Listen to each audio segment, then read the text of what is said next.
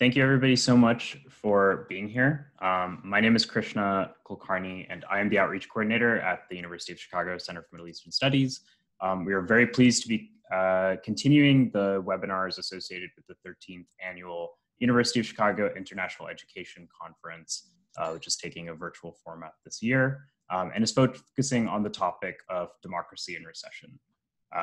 The series and related conference is co-sponsored by the Chicago Center on Democracy, the Neighborhood Schools Program, the Center for East Asian Studies, the Center for East European and Russian Eurasian Studies, and the Center for Middle Eastern Studies.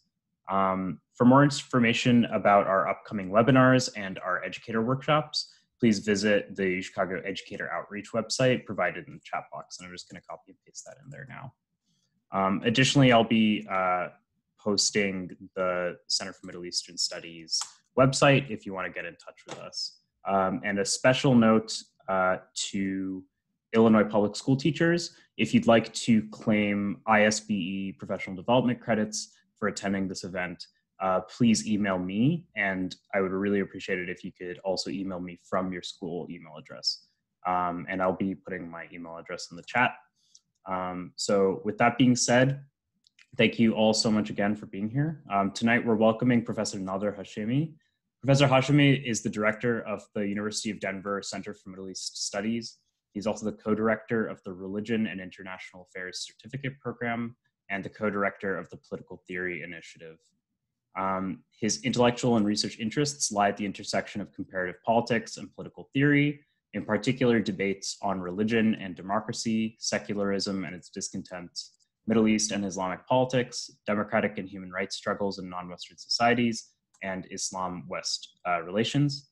Everyone, please welcome Nader Hashemi to the floor. And Nader, take it away. Great. Thank you, Krishna, and thank you everyone for tuning in today. I realize it's dinner time in Chicago.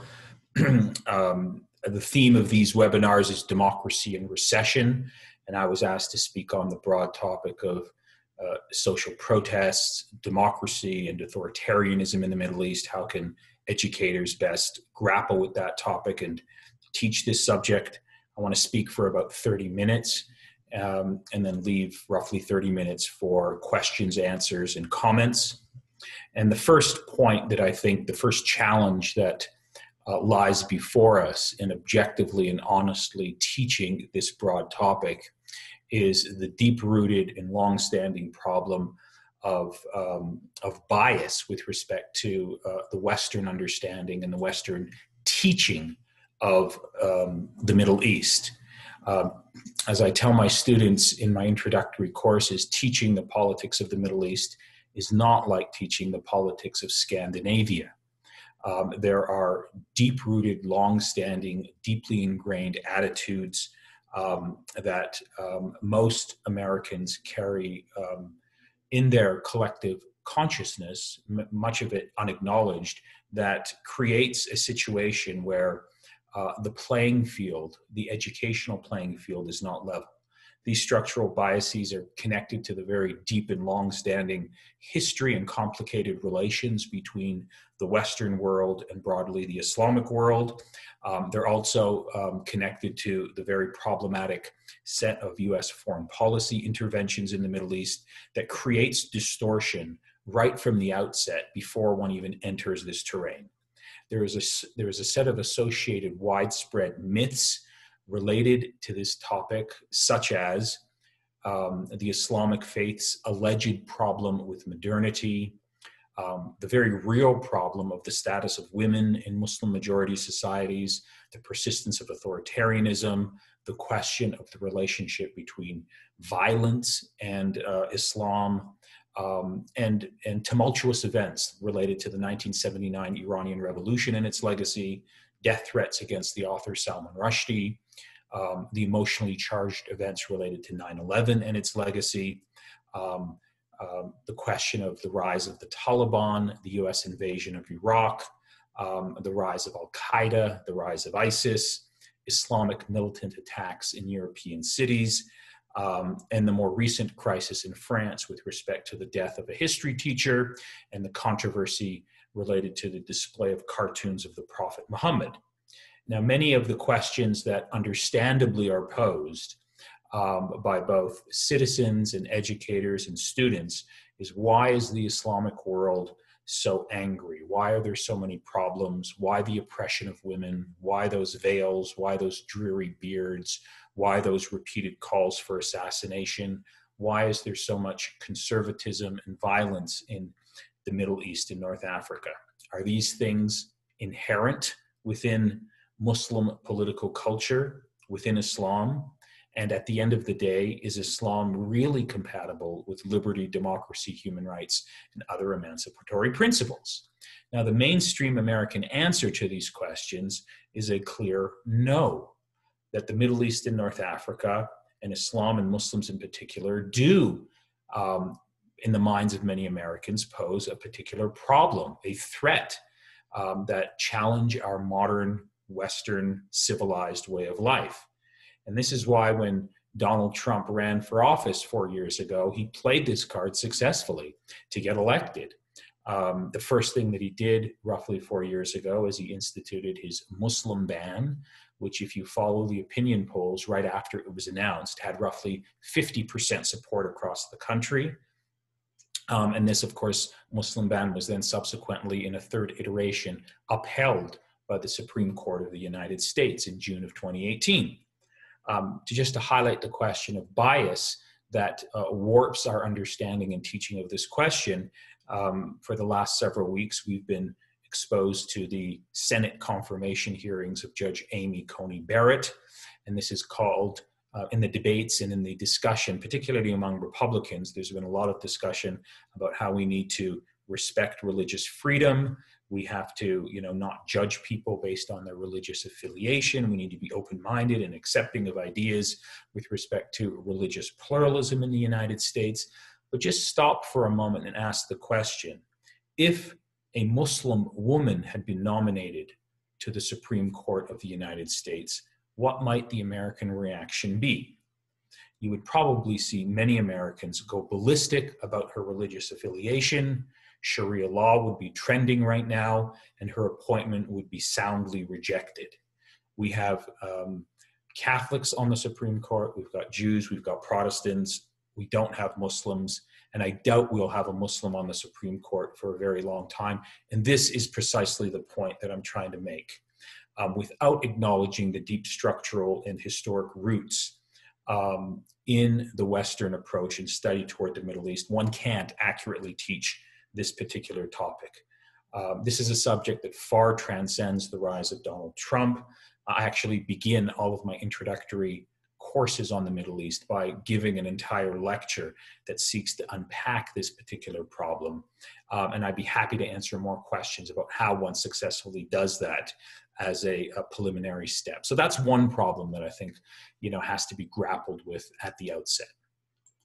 The second problem that I think one has to acknowledge, just as an approach, as a pedagogical approach to teaching the politics of the Middle East, is that before one focuses on the question of the turmoil and the mayhem and the chaos in the politics of the Middle East, one has to have some appreciation for the very tumultuous, violent, and problematic past with respect to violence in the history of the United States and the West in particular, particularly with respect to this, unstated but deeply rooted idea that some religions and some civilizations are more prone to violence than others. That's an issue that has to be dealt with right at the beginning.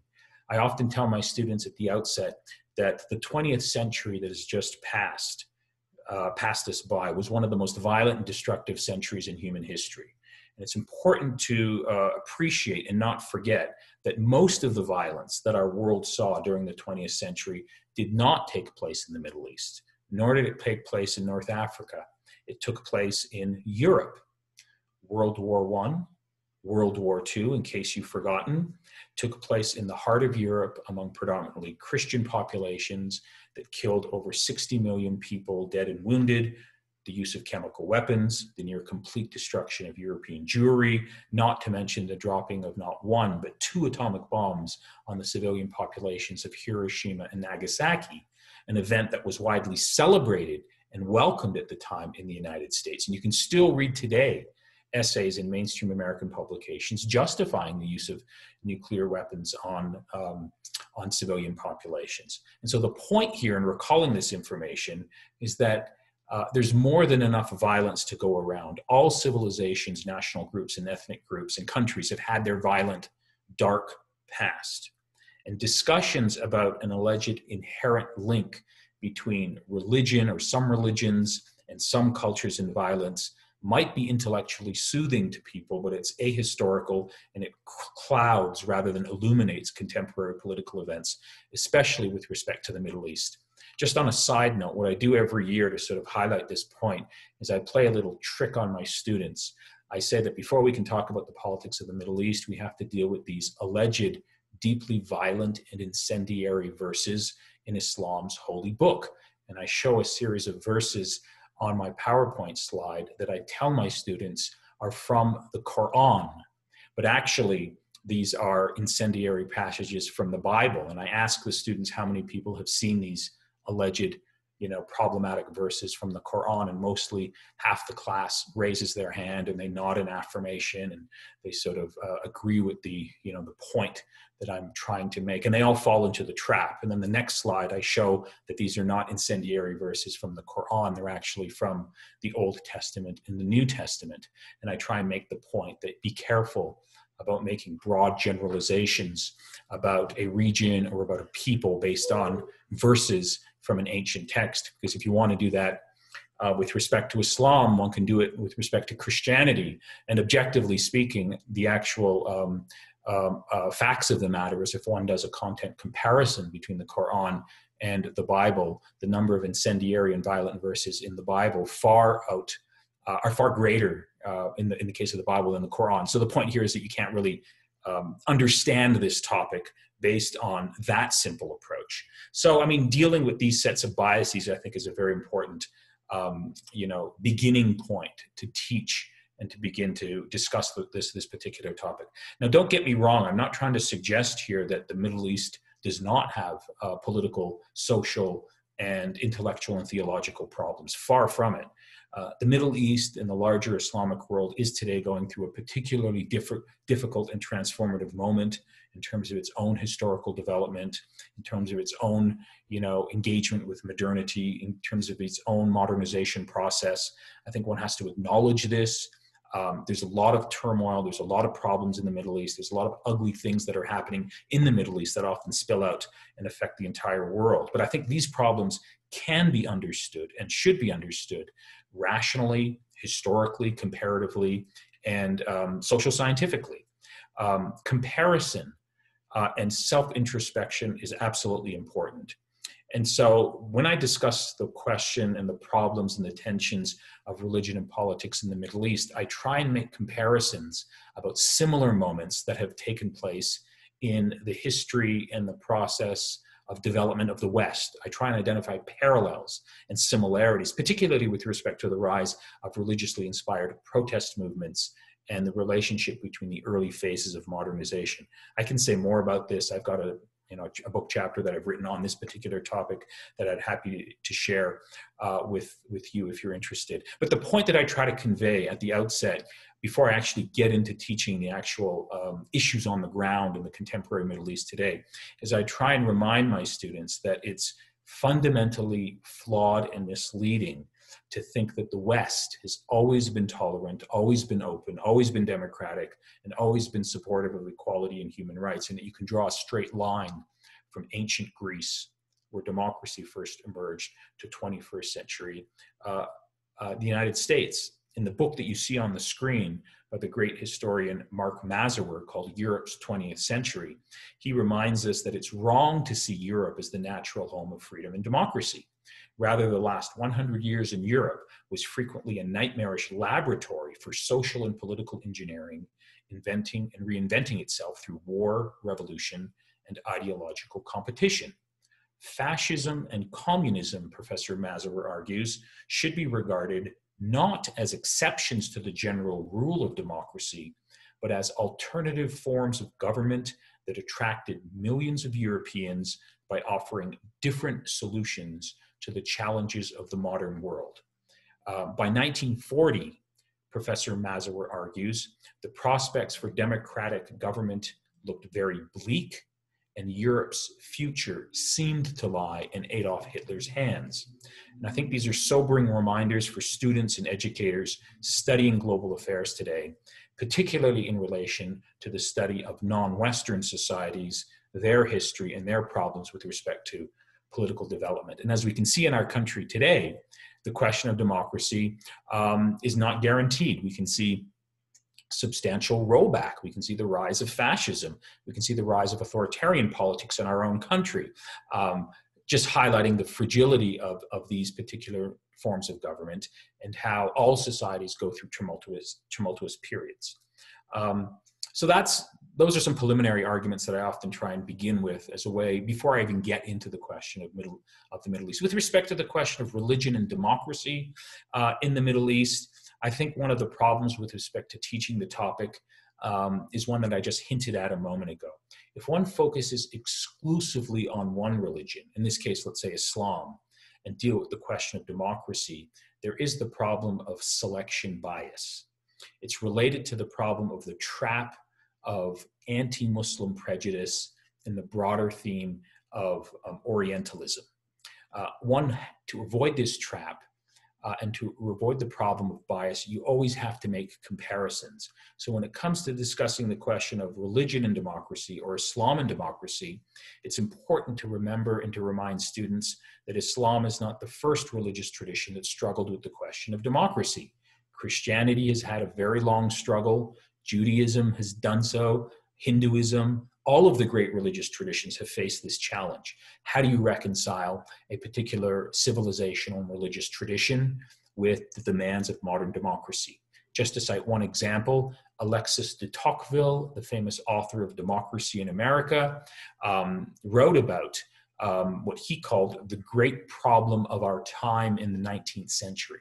And Tocqueville was talking about the great problem of his time in the 19th century, was specifically the relationship between Christianity and democracy, or more specifically, the relationship between Catholicism and democracy. And thinking about the tensions and the problems between Islam and democracy, the case of Catholicism and democracy is very instructive. Just as it is said with Islam today, until the 1960s, Catholicism was widely viewed as deeply anti-democratic and illiberal. The Enlightenment critique of religion was based on the tenets and behaviors of the Catholic Church. For centuries, the Vatican opposed modernization, secularization, liberalism, democracy, socialism, feminism, capitalism, and the sexual revolution.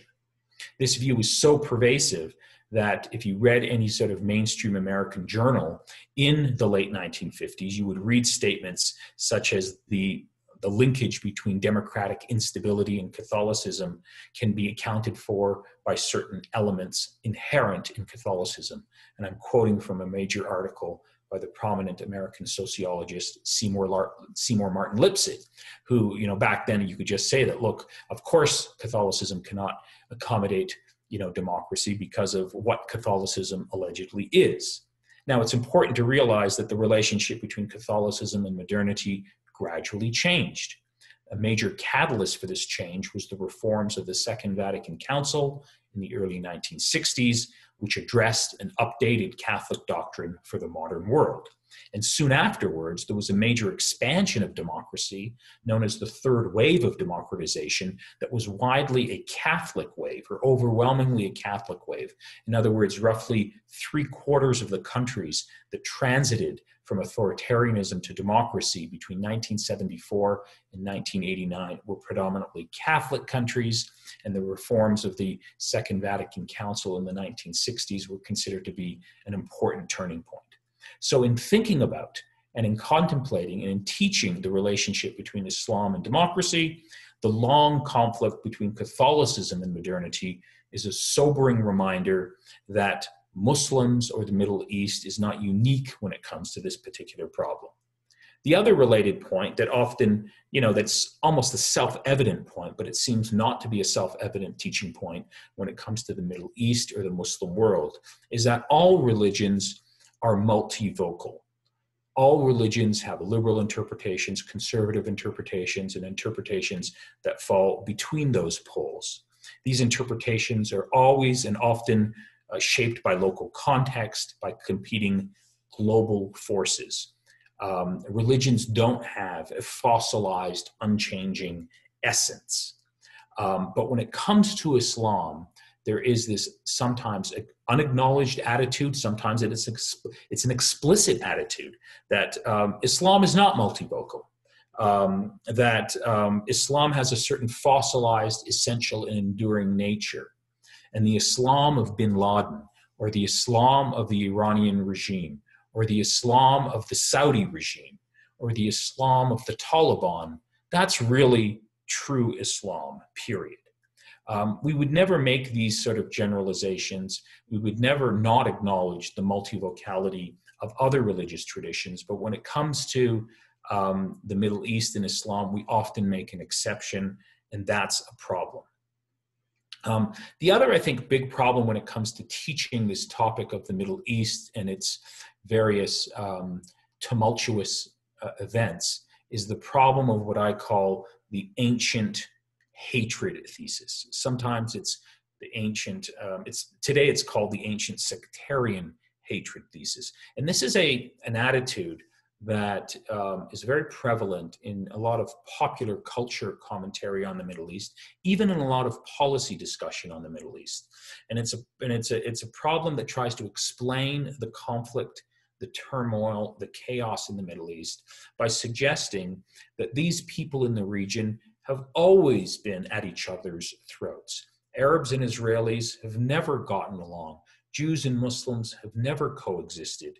Sunni and Shia have always hated each other and always killed each other. And if you want to understand this theory goes, the problems in Syria today, the problems in Iraq today, the rise of ISIS, the war in Yemen, you can explain it by going back deep into history, and you can sort of make the conclusion that this has always been the state of affairs in this part of the world. And the problem with this thesis is that many prominent and influential mainstream political figures and intellectual figures have advocated this.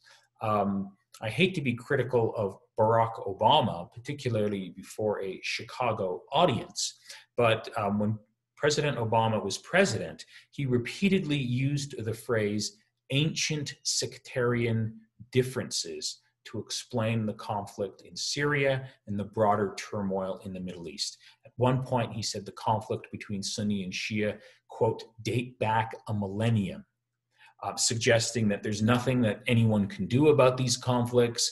We don't need to worry about the mass slaughter in Syria and the turmoil there. We just need to stay out because this is just, who those people are, and that's how they behave. Prominent, influential, mainstream American journalists like the New York Times columnist Thomas Friedman, in writing about the war in Yemen today, sought to explain the war in Yemen today as a function of a conflict between Sunnis and Shias that date back to the 7th century over who should succeed the Prophet Muhammad for leadership of the Muslim community. I'm paraphrasing him, but that's effectively what he said. And you can read American politicians, both on the left and on the right, who frequently invoke this type of argument that they've been fighting for thousands of years and there's nothing that we can do.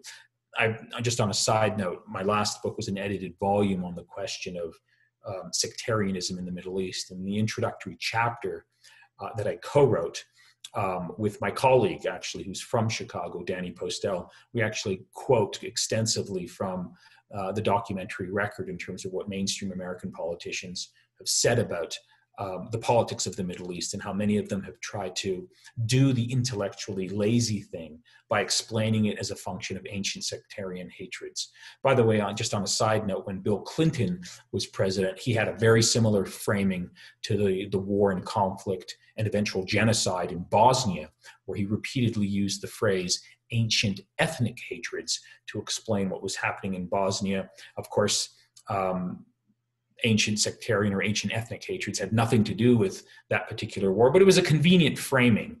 People don't know this region, they don't know the history, it's easy to dismiss it. But this is a big problem. I mean, with respect to the question of sectarianism in the Middle East, if I wanted to play a similar sort of intellectually lazy game, and if I was speaking to a group of people who knew nothing about American politics, I could also invoke an argument that would sound intellectually convincing to people who knew nothing about American politics. I could make an argument, again, to an ignorant audience that knew nothing about American history, that the recent racial conflict that we have in the United States, the protests over police brutality, the conflict and debate over Black Lives Matters, the events of this past summer related to the murder of George Floyd, I could make an argument, if I wanted to be ignorant or mean-spirited, that those Black people and those white people in the United States have always been killing each other for hundreds of years. This is simply who they are, and there's nothing we can do about these alleged ancient racial hatreds. That gets us absolutely nowhere. The way that you, I think, deal with these particular questions is you have to first reject the easy, intellectually soothing, lazy arguments. You need to do your homework on the topic. You need to ask the why now question. Why is there an upsurge in this particular form of conflict at this point in time and not before? You have to look at state-society relations. You have to look at questions of economic disparity, of poverty, of class divisions, of demographic shifts, of foreign interventions, and of political persecution. Those are the proper ways of looking at this question. So with respect to the question of sectarianism in the Middle East today, unbeknownst to most people, this is not a topic that has roots that go back hundreds of years or thousands of years. It roughly goes back 40 years. Sectarian political mobilization is deliberately manufactured and perpetuated by authoritarian regimes in the Middle East to deflect attention away from their own failed political rule and to mobilize people in pursuit of political gain. That's basically the framing and the argument of the book that I edited. So those are the ways that you look at these questions. And this is a big problem because it's something that's so deeply rooted, in mainstream political debate on the Middle East that it has to be rejected and dealt with in a very, I think, serious way. The other, I think, important point that is absolutely essential when it comes to dealing with the politics of the Middle East, questions of social protest, democracy, human rights, authoritarianism, is one has to have, an appreciation and a serious critique of how Western policy toward the Middle East is not innocent. The United States and the West are not honest brokers, but in many ways they've contributed to many of the problems that we're seeing. Now, having said that, I strongly oppose the argument that you sometimes hear that all of the problems in the region can be attributed to Western policy. That's not the position I take. But in many cases, and in some cases more than others, Western policy is a huge problem. So recently, President Emmanuel Macron has been speaking about what he called the problems in the Middle East. He gave a speech a few weeks ago where he said that Islam is a religion that is in crisis all over the world today, end quote. And this recalls other statements by prominent intellectuals and politicians that are very similar. And we hear sort of repeatedly that Islam allegedly has bloody borders, that there is this enduring, natural, and long-lasting Muslim rage against the West. And Macron's statements, while they sound intellectually soothing and familiar, are deeply problematic and distorting. Yes, we have to acknowledge, there are a lot of problems in the Middle East today. There is a lot of conflict. There is a lot of internal tension and debate all over the Islamic world, where religion is a key factor in these debates. There's no doubt about it, and to deny this would be foolish and irresponsible. However, I would like to argue that President Macron is totally unqualified to complain about this problem for two reasons primarily. Number one, France has a very long history of institutionalized and systemic racism and discrimination against its own population that have Arab and Muslim ancestry. This is rooted in the very unique problem of French secularism that is particularly hostile to Muslims and marginalizes them. But secondly, President Macron has no moral platform to stand on and claim that France is on the side of human dignity and universal values, when France, at the same time, is selling billions of dollars on an annual basis of advanced weapons to Middle East dictators and despots who use these weapons often to imprison, torture, and persecute their own citizens. Given France's very strong, ongoing, and consistent support for authoritarian regimes in the Islamic world, these very regimes that block democracy, that prevent open debate around core questions related to religion and politics, and that silence dissenting voices, and that many of these regimes that are backed by France and the West also promote a very intolerant interpretation of Islam, France has no platform, at least at this moment, to stand up and complain about the various problems that are afflicting Muslim societies when France is implicated in many of those problems.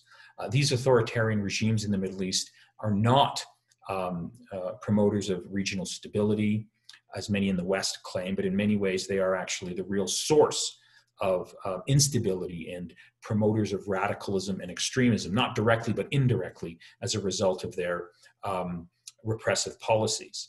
And so the West, in other words, can't have it both ways. Western leaders, Western intellectuals can't lament the fact that there's a lot of problems in Muslim societies, that the Middle East is in turmoil and the turmoil is spreading and affecting the world, while at the same time contributing to these problems in the Middle East by arming, backing, sustaining, and supporting authoritarian regimes. Now, I have a recent op-ed that I published a couple of weeks ago. It's on my website that goes into this particular problem. If you want a succinct summary of it, I encourage you to look at that op-ed. But more broadly, one I think also has to ask the question when teaching this topic is, what is actually the Western political and policy record in the region toward social protests, democracy, and human rights? Have we in the West consistently supported those ideals, or have we rather supported the antithesis of those ideals with respect to supporting authoritarian regimes and repressive regimes? So just to give you one example, I'm hoping Joe Biden gets elected, president, but his record on the Middle East, his record on the question of democracy and human rights in the Middle East is not one that is very attractive. About 10 years ago, at the start of the Arab Spring, Joe Biden, then vice president, was asked if the longstanding 30-year military ruler in Egypt, Hosni Mubarak, was a military dictator. And this was an interview that he gave on PBS. And when he was asked if, the Egyptian leader was a dictator, he said, "No, I would not call him a dictator." And that's, of course, on the Democratic side of the political spectrum. The Republican side on this question is actually much worse. And this highlights, a lot of problems. It highlights the problem how there is a particular foreign policy consensus in the United States among both Democrats and Republicans and among the mainstream media that sort of views the Middle East from the prism of our moderate Arab allies who allegedly will promote our interests in the region. Questions of democracy, questions of human rights are often completely ignored in this equation. And just to cite a recent example, because it's very much in the news, and I just written a long essay about it, the recent agreement between Israel and these Arab states has been widely celebrated both by Donald Trump and by Joe Biden as, quote, a historic breakthrough for peace in the Middle East.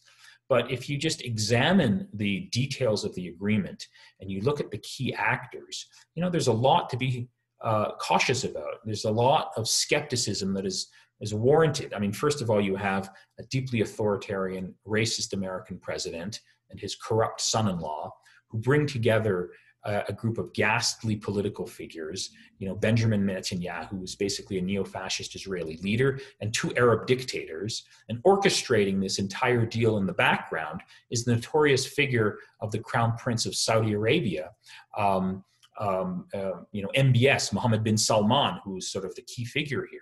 So thinking that something good and positive for peace in the Middle East can emerge from that type of agreement, given this, ghastly group of political actors, stretches credulity to the breaking point. It should have merited some skepticism. But the fact that it didn't merit skepticism, and that both Joe Biden and the Democratic Party and Donald Trump and the Republican Party welcomed this deal as a wonderful sort of step forward for peace in the Middle East, highlights the problem of trying to teach the Middle East through the prism of the Washington foreign policy consensus. If you're going to do that, you're going to get into problems, and you're going to, I think, lead students astray. So just wrapping up here, there is a big problem with respect to the question of trying to teach the question of democracy, authoritarianism in the Middle East when it comes to this region. Because what we see is whenever there's elections that take place, often you don't get secular, liberal, democratic, progressive voices that win the elections, at least in the first round. You often get political Islamists, you get the Muslim Brotherhood, you get people who have deeply illiberal agendas, thus raising the question, how valuable are democratic elections in the Middle East? And this is not just a theoretical question, it happens repeatedly. So in the aftermath of the protests that rocked the Arab world roughly 10 years ago, there were elections in Egypt and elections in Tunisia, and the people who won those elections were people from religious-based political parties, the Muslim Brotherhood in both countries roughly. And this raises a question, can we have democracy? Should we have democracy if it brings to power people with agendas that are not very democratic? And I think this is a big problem that I think often confuses educators, is how can we deal with this question of religion and politics and elections in the Middle East, when elections often don't produce people who are very democratic and who are liberal. I don't want to say more about this. I think it's a separate point that I'd happy to address in the question and answer session, because it requires some unique treatment in and of itself. And finally, I think when it comes to teaching this subject, you have to ask the right questions. If you ask the wrong questions, it's going to lead you astray. The right question is not whether Islam is compatible with liberal democracy, but the right question is, under what conditions can democracy be advanced in the Middle East?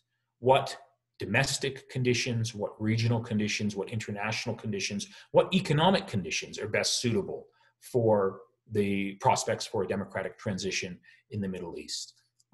Also, I think we have to ask the question of what about Western policy? Where does Western policy stand on the question of democracy on the Middle East?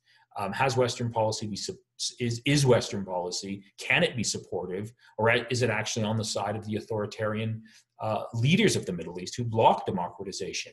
I think international law frameworks are very important for thinking about these questions. And I also strongly believe that when it comes to teaching these questions of democracy, social protest, and authoritarianism in the Middle East, try to the extent that you can to give voice and give attention to grassroots, organically connected leaders in the region, people who are on the front lines of these debates. Thankfully, in my memory, there have been several people who have actually won prestigious human rights awards. In the case of Iran in 2003, a prominent lawyer, Shireen Ebadi, won the Nobel Peace Prize. In 2014, a prominent Yemeni social activist, Tawakkol Karman, won the Nobel Peace Prize. There's a lot of people who are doing very important work. You have to do some digging to get to them. These are usually people who don't sell, fancy books for monetary gain. They're people who are, not well known to mainstream Western audiences, but they're well known to people who teach the region. So I think one way of trying to teach this subject is to dig out, to find the statements, to connect with those people who are actually on the ground in the region or who know the region and are on the front lines of the struggle for democracy. Those are the best people that I think should be given a voice and should be taught in your classrooms. So on that note, I'll end it there. And I look forward to your questions and comments. Thank you. Thank you, Nader, so much for your fascinating talk. So now as we move into the Q&A portion, please type your questions into the chat box and I will call on you and allow you to unmute yourself and ask your question directly to Nader. And just please note that I will be prioritizing questions that relate to teaching the region and teaching democracy and authoritarianism in the Middle East. So please go ahead and ask your questions, and you can get some Q&A started soon.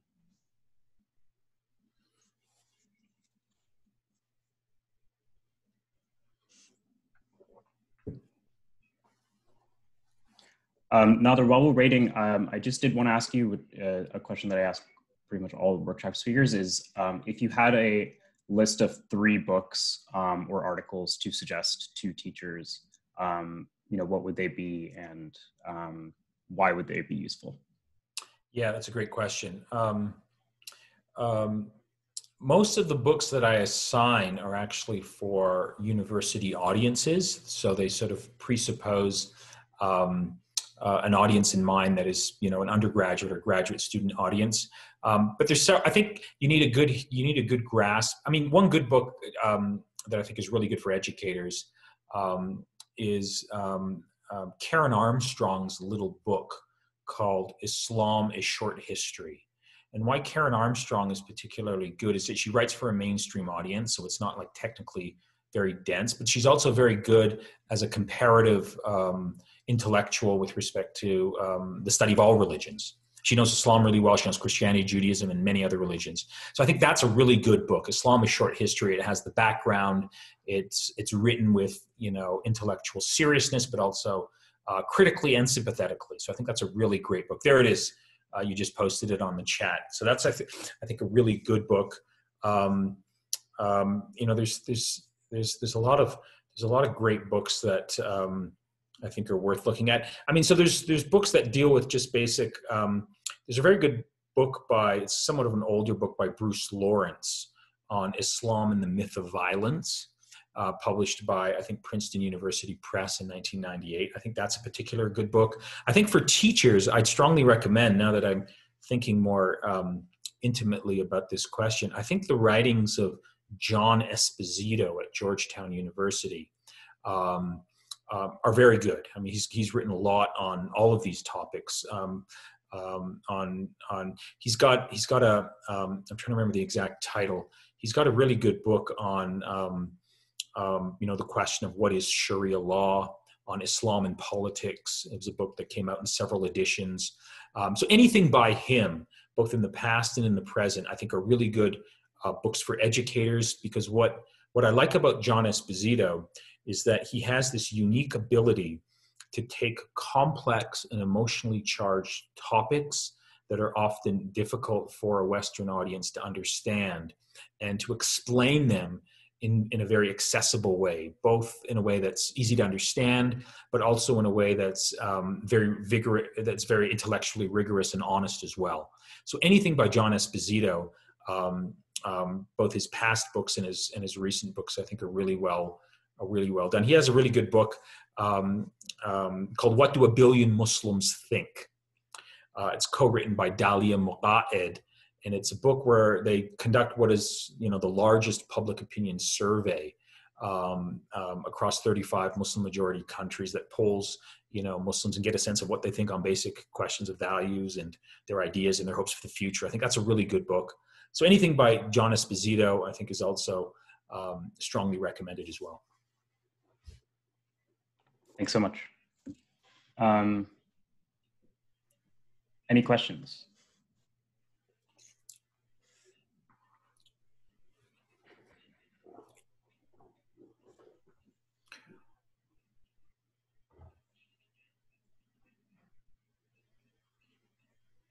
Okay. So Hannah, I'm going to ask you to unmute yourself. Just 1 minute. So we've got a question from Hannah Ridge. Hi, as a scholar, when I work with this material, one of the things that I've incorporated in my own work is the effect of translation bias on how we communicate these ideas and how they affect how people understand these materials, usually between sort of English and Arabic. But when dealing with students, is there a way you found particularly useful for conveying the sort of complex ideas we're distilling into single words that can be different across communities, even if we're using the same word to describe them? Yeah, no, that's a really good question, because there are these certain sort of emotionally charged, very common terms that are connected to this topic that lead to a lot of confusion.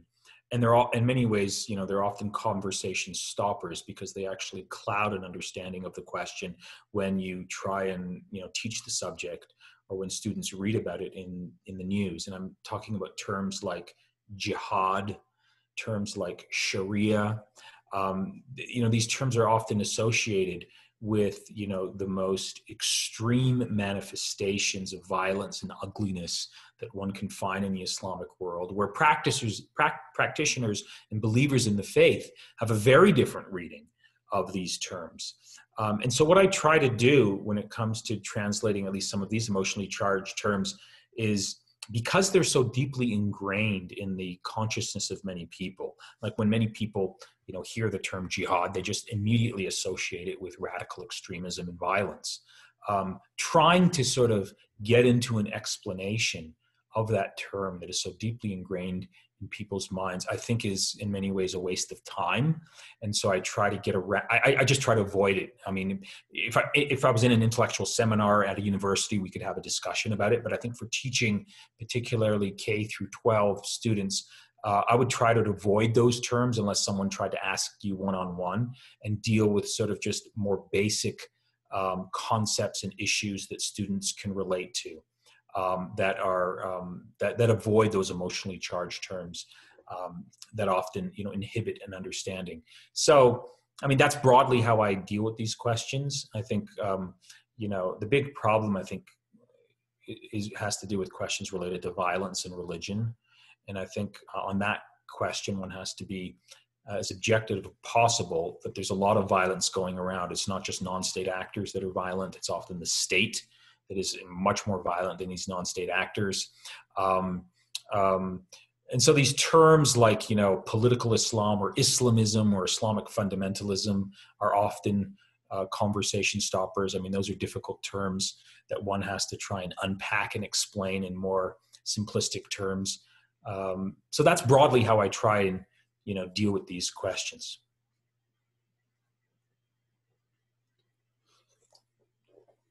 I hope that answered your question. If not, I can try again.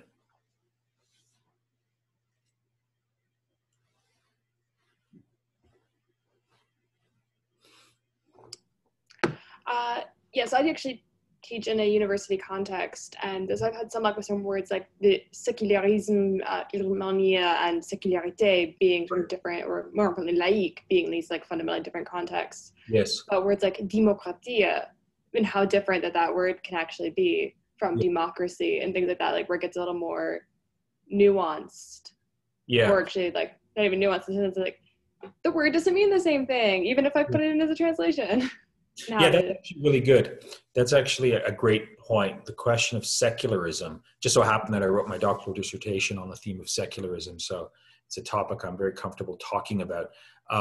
The problem, as you just pointed to, is the term secularism means different things to different communities. It means something very different in the French context than it does in the Anglo-American context. And in the case of many Muslim majority societies, there are large segments of, you know, populations in the Middle East who view secularism in a very different way than we traditionally understand the question of secularism in the West. We in the West, when we talk about secularism, broadly speaking, we associate it with progress, modernization, neutrality, you know, pluralism, democracy, etc.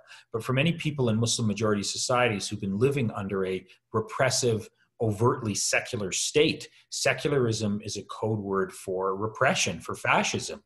I mean, just to cite one example, Bashar al-Assad, the notorious dictator in Damascus, you know, who's presided over a mass politicide, replete with chemical weapons and torture, etc., repeatedly says he's a secularist, you know.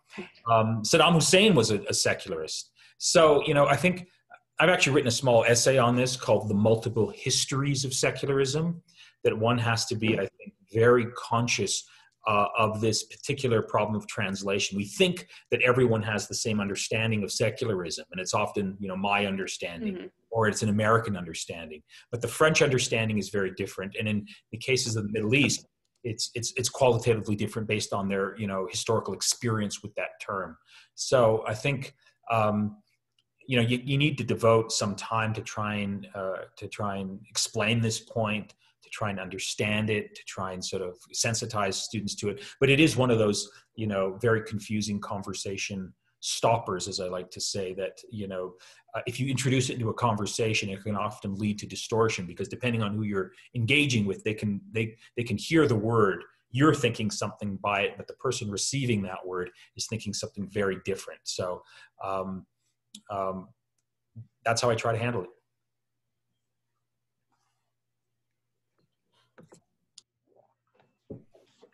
Thanks, Hannah, for your great questions. We have enough time for about one or two more, so please feel free to write them in the chat box.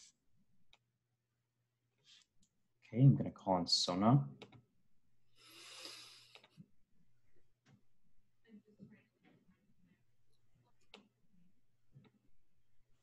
Hello, thank you for your presentation.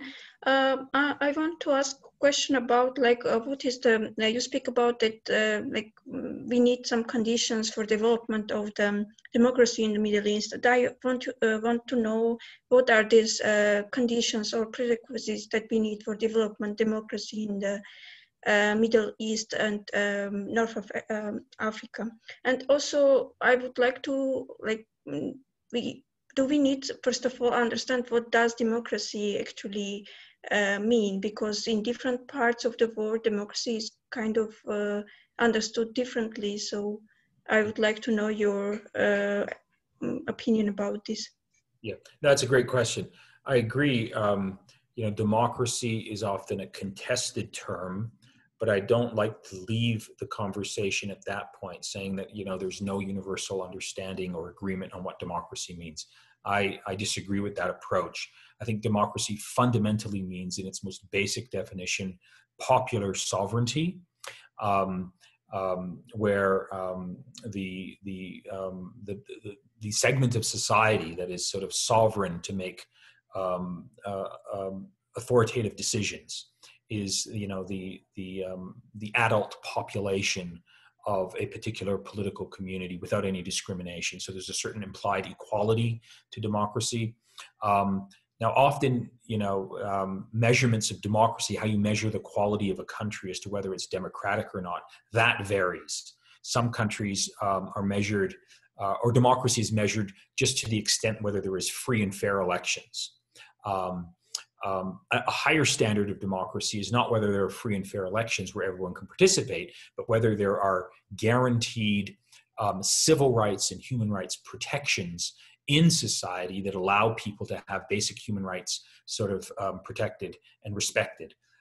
So I think that's the definition of democracy that I usually employ when I say X country is democratic or not democratic. It's not simply a question of whether you have free and fair elections, access to running for elections, but also whether there exists some sort of meaningful protection for basic civil liberties and human rights. So that's a contested category. I think the best best group that sort of measures global democracy and ranks them is these annual reports that are put out by Freedom House, where they have these annual, rankings of all countries based on their democratic integrity, focusing not just on political rights, but also civil rights and human rights. And in terms of broadly preconditions for democracy that apply to the Middle East, you can't have democracy or democratic movement or progress taking place when states have collapsed, when war is breaking out, when there's a threat of war, when there is no political stability in the land. Those are all, things that work against democracy. A precondition for democracy that we take for granted is that there is some sort of local stability within the country in question. In the case of the Middle East, we have many countries that have completely collapsed. They don't exist as functioning states. So that's obviously a problem. There's also regional rivalries. When there's deep antagonistic regional rivalries in the Middle East between different regional powers, that puts the region on a war footing. That inhibits democracy, and also at the international level. You know, in the case of democracy in the Middle East, Western policy, U.S. policy in particular, supporting authoritarian regimes is not a precondition for democracy. It's actually promoting authoritarianism. So I think one of the conditions for democratization in the Middle East is, better international conditions, better regional conditions, and of course, domestic conditions are the most important. If you look at the scholarship on preconditions for democracy, it often sort of revolves around a set of factors, a certain income level. If there's a certain sort of sizable middle class is considered to be a precondition for democracy. Also a certain sort of culture, values, where people actually value the rules of democracy, respect the rules of democracy, agree to sort of contest power and share power. So what's called political culture, a suitable political culture, is also considered to be a precondition for democracy. If you have people who don't believe in the rules of democracy and want to subvert the rules, well, then that's obviously a big problem. There's also, I think, a deeper point here that I didn't get a chance to address because it's deeply complicated, and that is the religious preconditions for democracy. When you have religious political actors that are involved, they have to respect certain limits in terms of how far they are willing to go to impose their will on state authorities. So there has to be some sort of what I call minimal political secularization among religious actors to accommodate the question of democracy. So that's broadly how I understand the topic. Thank you, Sona, for your question. And we've reached the end of our session, but I wanted to thank Nader again for a fantastic and thought-provoking talk, and give you a virtual round of applause, which might not be as satisfying. I just wanted to also say that we have a few more events coming up in our International Education Conference. So on November 6th, starting at 9 a.m., we have a keynote lecture by Zeynep Tufekci and a educator workshop presented by Stephen Duncombe. And also on November 9th at 6 p.m., we have a webinar hosted by the Center for East European and Russian Eurasian Studies at UChicago entitled The Urban Revolution in Today's Belarus and Why Women Are Leading, featuring Professor Elena Gapova. And I'm gonna drop the link again to the chat, sorry, not the chat. I'm gonna drop a link in the chat to the conference registration page if anyone would like to register for those other events. And Nader, thank you again so much. And feel free to email me if anyone has questions. I'd be happy to take questions via email. Absolutely. Yeah, and I can send out a follow-up email with all the resources that I've provided in the chat today, including Nader's website and his contact info. All right, everybody, thank you so much. Have a great evening. Thanks. Take care. Thank you again, Nader. Thanks.